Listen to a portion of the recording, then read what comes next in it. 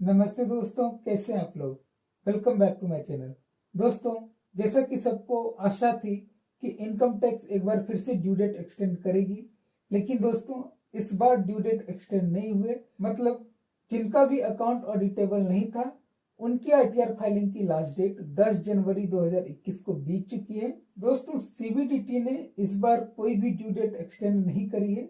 देखिए, Gujarat high court का एक ऑर्डर आया था जिसमें सीबीडीटी को यह बोला गया था कि आप जो एक रिप्रेजेंटेशन दी गई है गुजरात व्यापारियों के एसोसिएशन के द्वारा, उसकी बात सुनिए और अप्रोप्रिएट ऑर्डर पास कीजिए। तो इस पे सीबीडीटी ने एक ऑर्डर पास किया। दोस्तों, सीबीडीटी ने इस ऑर्डर में ये लिखा कि गवर्नमेंट पहले ही 3 बार एक्सटेंशन दे चुकी है और इसमें ना ही सिर्फ इनकम टैक्स रिटर्न फाइलिंग की एक्सटेंशन दी थी, बट उसमें टैक्स फाइलिंग की भी, जो आपको टैक्स पे करना है अप टू 1 लाख, उसके लिए भी एक्सटेंशन ग्रांट की थी। वो डेट क्या था मैं आपको पहले बता दूं। वो 10 जनवरी थी उन एसएससी के लिए जिनका की अकाउंट ऑडिटेबल नहीं था, और जिनका अकाउंट ऑडिटेबल था उनके लिए ड्यू डेट आईटीआर की एक्सटेंड की थी 15 फरवरी। बट उनको आईटीआर फाइल करने से पहले ऑडिट रिपोर्ट सबमिट करनी होती है। जो ऑडिट रिपोर्ट सबमिट करने का डेट था वो 15 जनवरी 2021 तक रखा गया है। दोस्तों, अब हम इनकम टैक्स की साइट पे आते हैं।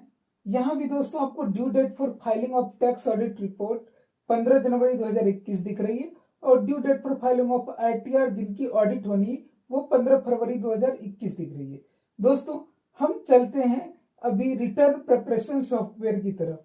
दोस्तों, आपको पता है कि 10 जनवरी को जैसे ही 12 बजा ये साइट अपडेट पे चली गई थी, और अब देखिए इसमें अपडेटेड जो लास्ट डेट है वो 11/1/2021 है। मतलब सारे के सारे जो यूटिलिटी फॉर्म जो थे वो भी अब अपडेट हो चुके हैं, चाहे वो एक्सेल के हो या जावा के हों।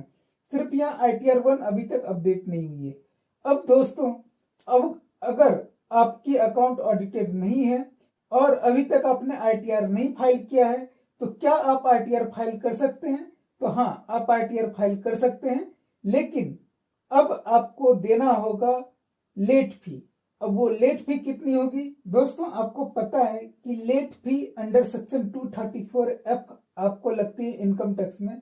वो जनरली 5,000 एंड 10,000 रुपीज होती है, बट असेसमेंट ईयर 2021 के लिए ये रिवाइज हुई थी, और उसमें किस तरीके से आपको लेट फी लगेगी वो यहाँ पे दिया हुआ है। दोस्तों, जो लास्ट डेट एक्सटेंशन थी इनकम टैक्स की वो समाप्त हो रही थी 10 जनवरी 2021 तक। यहाँ 2020 लिखा हुआ है बट 2021 तक थी। तो अगर उस टाइम तक अगर आपने फाइल कर दिया था तो आपको कोई भी पेनाल्टी नहीं है।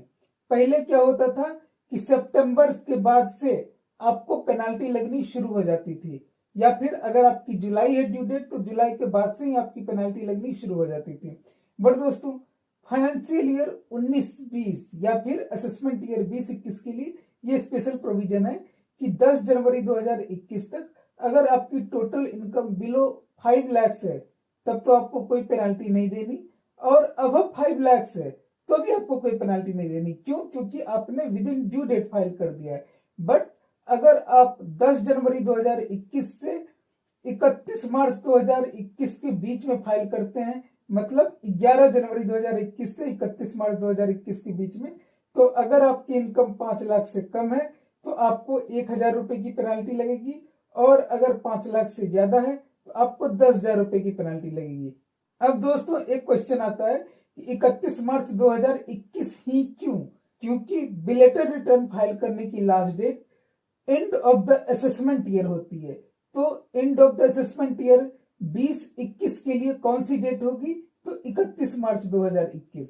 इसलिए 31 मार्च 2021 तक ही आप बिलेटेड रिटर्न भी फाइल कर सकते हैं, तो वहां तक आपको 10,000 की पेनाल्टी लगेगी।